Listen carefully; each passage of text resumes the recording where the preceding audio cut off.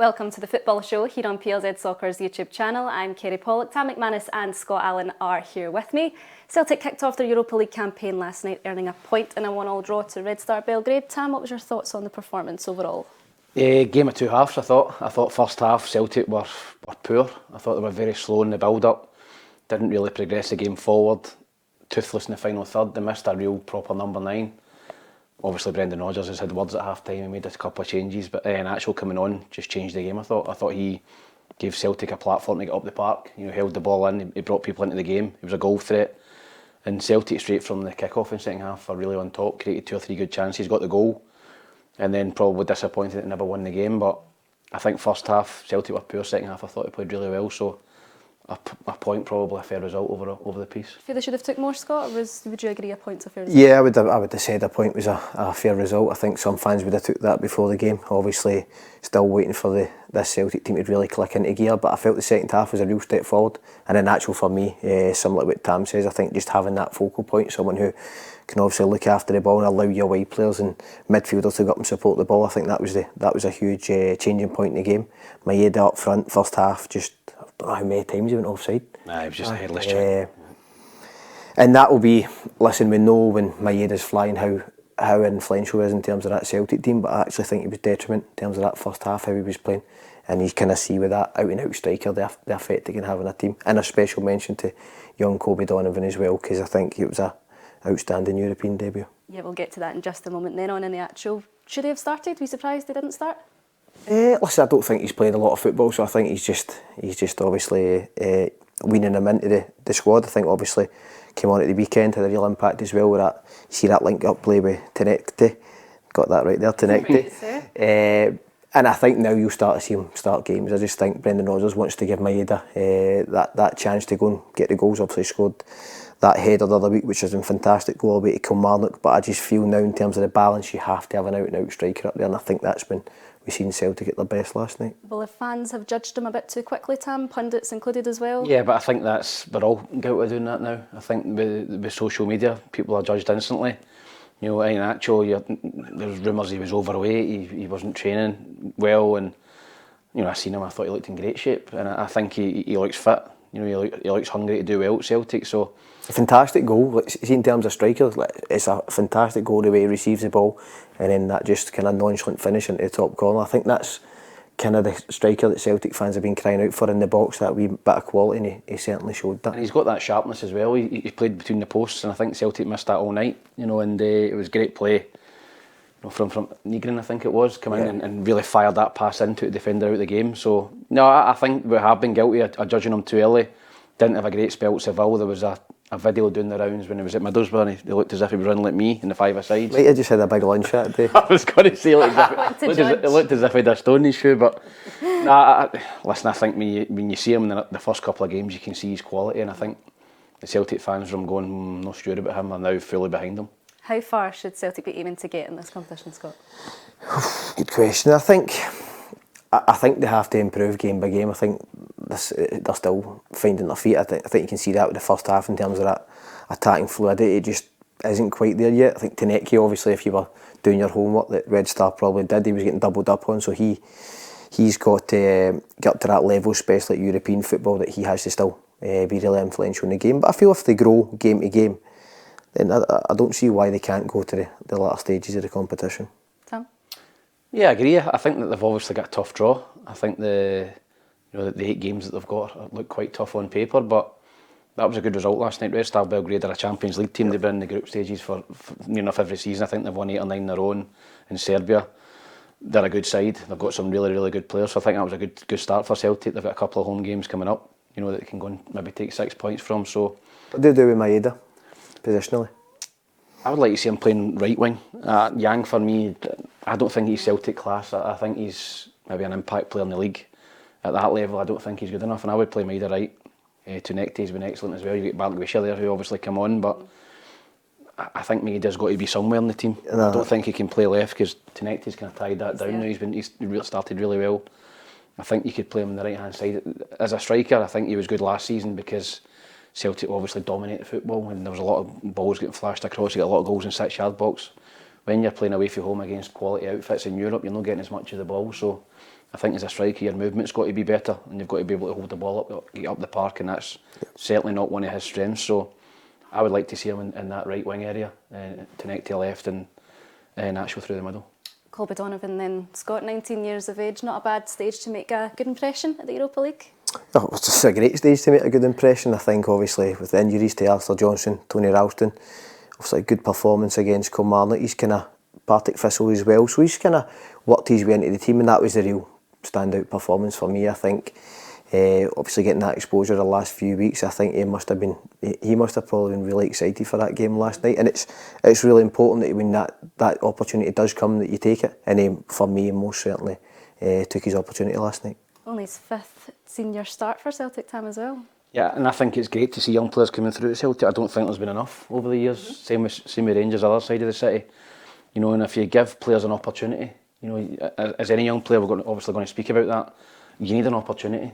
You know, you need an opportunity to go and see if you're good enough. And there's not enough players for me when Celtic have been winning the league by 20-25 points, and they're not playing any young players. I think that's. I mean, you know, people will argue, well, you've got to deserve it. You've got to deserve it in training. And Brendan will argue that as well. But there's not been enough players coming through at Celtic, and I think that Colby Donovan has come in and took his opportunity. And there has to be a pathway over a period of time where if someone then is out of contract, right, he's going to be the guy to step forward. Colby Donovan doesn't play last night.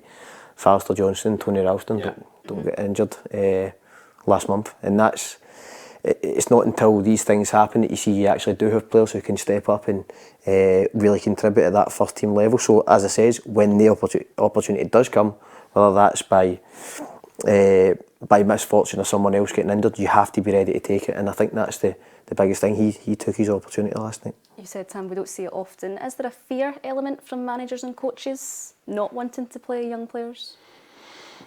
Yeah, I think there is, particularly outside Celtic and Rangers, because you've got a league which isn't conducive to giving young players an opportunity. You've got 12 teams in the league, top 6, bottom 6, and there's probably 7, 8 teams every season thinking we don't want to get relegated. You know, you've got Hibs, Hearts, Aberdeen, so probably 7 clubs that think we don't want to get relegated this season. So, and the pressure on managers now, if you go 2, 3, 4 games, you've seen it with Russell Martin and Rangers, if you go 2 or 3 games without a win, there's pressure on you. So are you going to turn and play a young boy 18 who might make a mistake that costs you your job? Are you going to play a 29-year-old who's experienced, you think, I can trust him?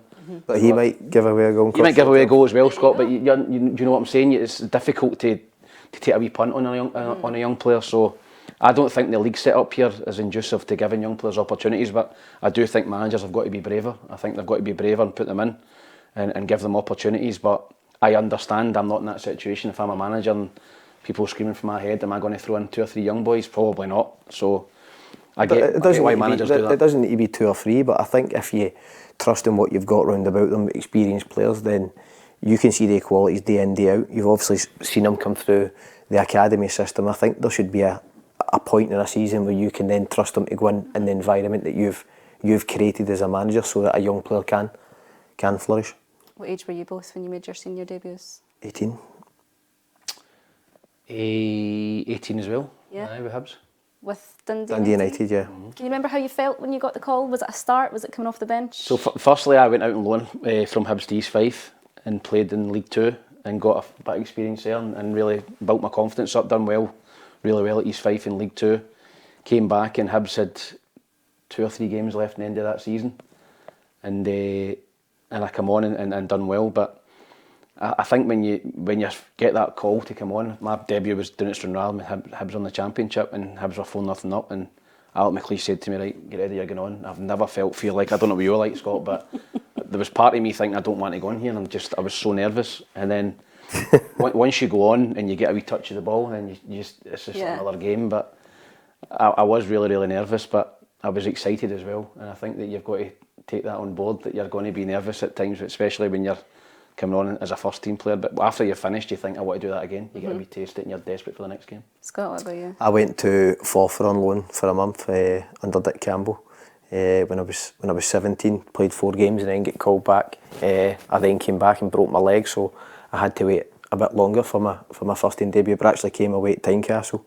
We were playing Hearts and someone was sick on the morning of the game, and so I found out like 2.5 hours before the game that I was starting. So didn't have a lot of time to What think did you about put? it. What did you put in his coffee? We didn't get overnight stays back then. I genuinely wasn't there. I genuinely believed that I should have been playing the year before.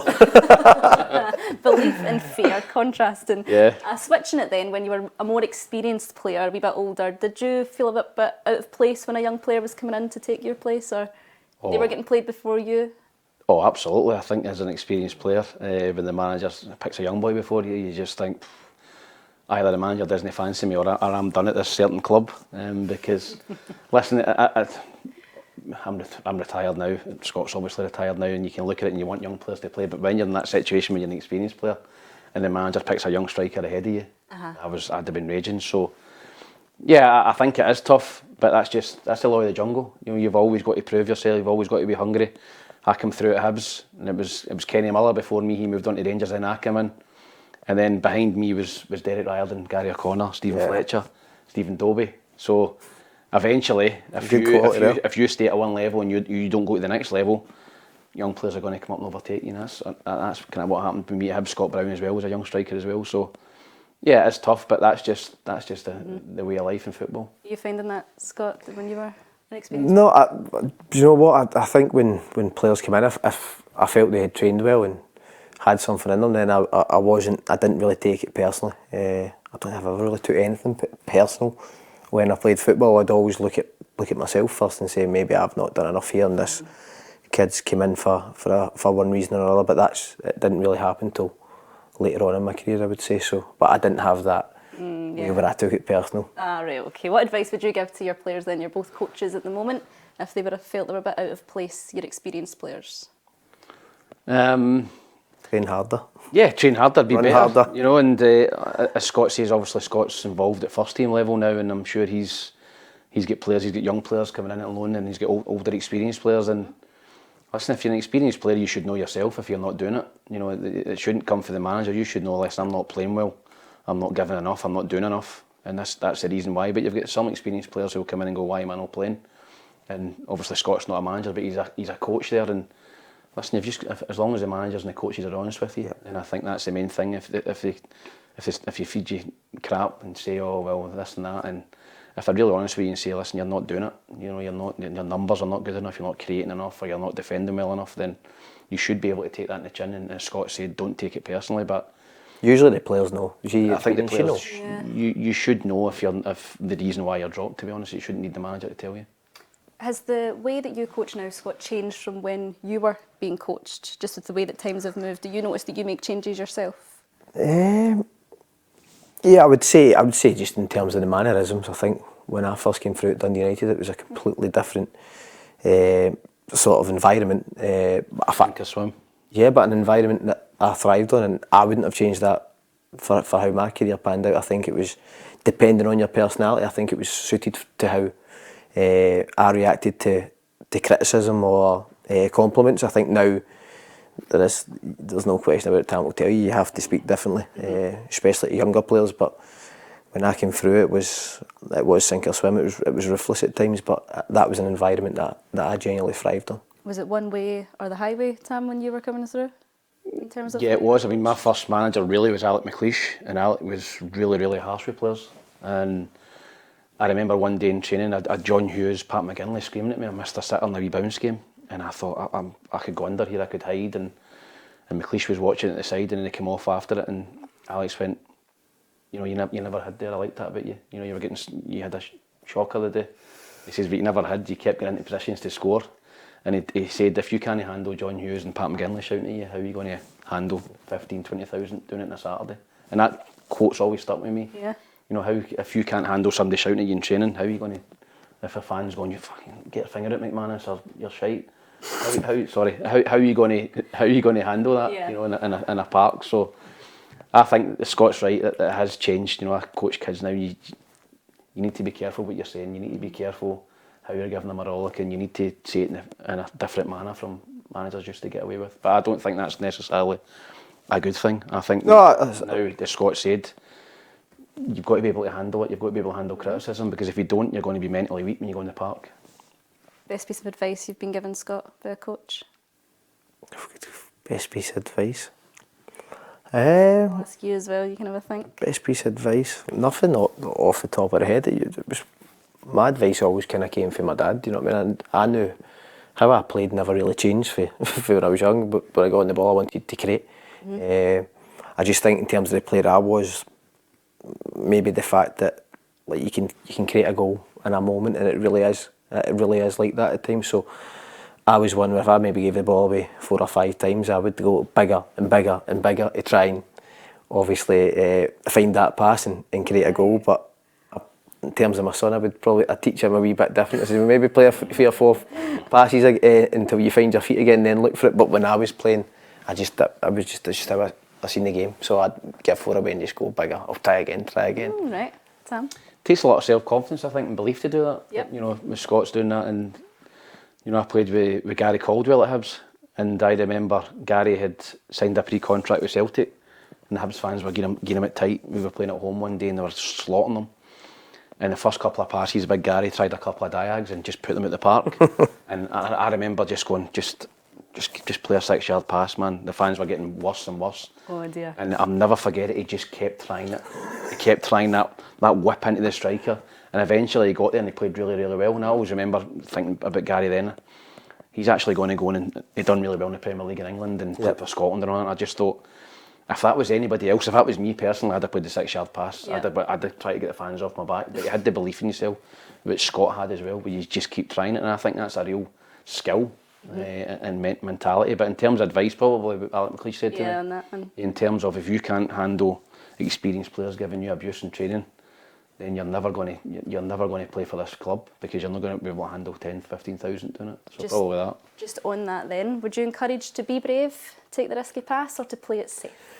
Brave. I've just answered that, haven't I? I think there's got to be a cut-off point where it then doesn't. In different areas. So it can't go from 1, 2, 3, 4 trying to be risky, and then it then leads to you having a bad game. I think that's having that awareness to go, right, I maybe need to change my game for a period in the game and then go back to it. Whereas I went the completely opposite way. Yeah. But as long as 1, 2, 3, 4 mistakes don't lead to more, then you have to take the risk, especially in certain areas of the park. All right then, on to Rangers tonight. They get their Europa League journey started against Belgian side Genk. Genk are in a similar situation to Rangers, Tam. They're the third bottom of the Belgian Pro League. Last win came back at the end of August. Yeah, I think that Genk are obviously a big club in Belgian football, so surprising. I had a wee look at the table last night in respective squads to see, firstly, Rangers sitting in the bottom two, but also Genk, you know, who are a big club in Belgian football. So, yeah, two clubs that came into it in probably low in confidence, but I look at both teams and I see goals in their team. Obviously, O's in it, Genk. He was linked to a massive move in the summer, didn't get it, but he seems to be their talisman. And what's your McBookie one for the night then? Both teams to score? I think there'll be goals. I think there'll be goals in the game. Scott Q 0-0. But nah, I think that when you get Rangers at home, they're always going to attack. The fans are going to urge them on. Yep. Be interesting to see the atmosphere tonight. I mean, obviously, the game at the weekend was a must-win. The atmosphere didn't sound great. Will the supporters now start to get behind the manager, or will it be more protests? So I don't know how it's going to work out. But Russell Martin's in a situation now where he just needs to put her on a win. Yeah. You know, they've got Livingston away at the weekend, they've got Genk tonight, win the night, beat Livingston, and then all of a sudden you just start to get a wee bit more confidence. So, but I think there'll be a lot of goals in the game. I can see goals from both teams. So I don't think either are great at the back. Will that win over Hibs at the weekend, Scott, alleviate pressure from the team and Russell Martin? No, I think, listen, I'm the same as Tam. I think they have to go on a run. It can't just be an isolated performance. I think, yes, Raskin came back into the team and he was the real driving force for behind that Rangers win for me, but I'm the same as Tam. I didn't think they defended well in the game. I think Martin Boyle takes the one, I think comes off his shoulder. I wasn't convinced, but ultimately Hibs didn't perform on the day, and Raskin obviously gave them that lift. And up until he scored, Rangers looked, in that final third, they just didn't look like they were going to create, and it had to take a great delivery from James Tavernier, followed by a great finish from Raskin to get the goal. And then that sort of, the way don't impress me, the way they started the second half was as good as I'd seen them, because they came out with a real intensity about them. Yes, Hibs didn't play well, but you've got to give them credit for that. But ultimately, the pressure isn't going to be relieved unless they can put a win of 3 or 4 wins together. As a separate competition, it's away from the pressures of the league, Tam. Does that change the spin on it at all? Yeah, I think that Rangers over the last 3-4 seasons, all going back all the way to 2022 when they got to the final, have have performed really well in Europe. I think that they relish teams coming at them. I think most of the teams, bar Celtic, will sit in against Rangers in Scotland. Genk, I don't think will sit in. I think they'll go and have a go at Rangers. I think they'll think we're better than Rangers and we'll go and attack them, and that suits Rangers. They're not playing against a low block and it's an open game. So, yeah, I think that in terms of pressure, I think it's always there at Rangers. You've got to win all the time. But I think that there does seem to be a wee bit more less pressure than Rangers in Europe because, I mean, they don't have to win. You know, they want to win. Yeah. In Scotland, you have to win every week at Rangers. Russell Martin says Scotty wants to unleash creativity tonight, referring to guys such as Gassama, Ant-Man, Raskin in there as well, probably, and of course Miovski. How key are these individuals going to be? Yeah, I think they're all key in terms of if you want to unleash creativity. I thought Gassama did look better on that side on Saturday. Miovski, for me, I still think they could put more balls in the box and let them go and attack it. I don't think they've really done that as much as you probably could, because we've seen what if you do that in this league, that he'll score goals, and especially in Scotland. Raskin, in terms of creativity, I wouldn't say he's a natural guy that's going to find you the pass. I just feel his energy and his enthusiasm brought out the best in the Rangers side, especially in that second half. So it'll be interesting to see. The creativity thing would be one of the concerns, but again, as I say, I just feel going forward and defensively that they're nowhere near where they need to be at this moment in time. But tonight we might see also against a Genk team, as you said, who aren't firing all cylinders either. So it could be maybe this is a night where it all starts to turn for us, Martin. Maybe. Then we mentioned the atmosphere, Tam. Will it depend on how the game goes? On like if they're behind the team, against the team, that sort of thing? Yeah, listen, I think the first goal in any game is important at any level, but I think with Rangers, and I thought that on Saturday, if Hibs, that goal had stood by Martin Boyle, it's a totally different game. If Rangers get the first goal tonight again, you know, Genk have got to go and attack them and come out, and the Rangers fans get behind the team. If they lose the first goal, I think there will be a lot of mumbles and groans, and that doesn't help the players. So, yeah, I do think that Rangers will want to win the game and they want to start well, but I think the first goal is going to be crucial in this game because both teams have not got a lot of confidence at the minute. Finally then, is it a driving force, Scott, that they've done well in this competition in recent years? Extra motivator? Not particularly at this point, no. I think that cycle's kind of been and gone now. I think this is the start of obviously a new Rangers side under Russell Martin. The previous side, a lot of the attacking threat was from your full-backs. It isn't the case now. So listen, the Rangers, they still have players who are part of that. It's whether they can get Rangers over the line tonight with a victory. But for me, it's a fresh cycle. Scoreline from you both? I'll go 3-1 to Rangers. 3-1 Rangers? 2-1 Rangers. 2-1 Rangers. Well, that brings us to the end of the programme. On behalf of myself, Scott and Tam, thanks for listening and thanks for watching.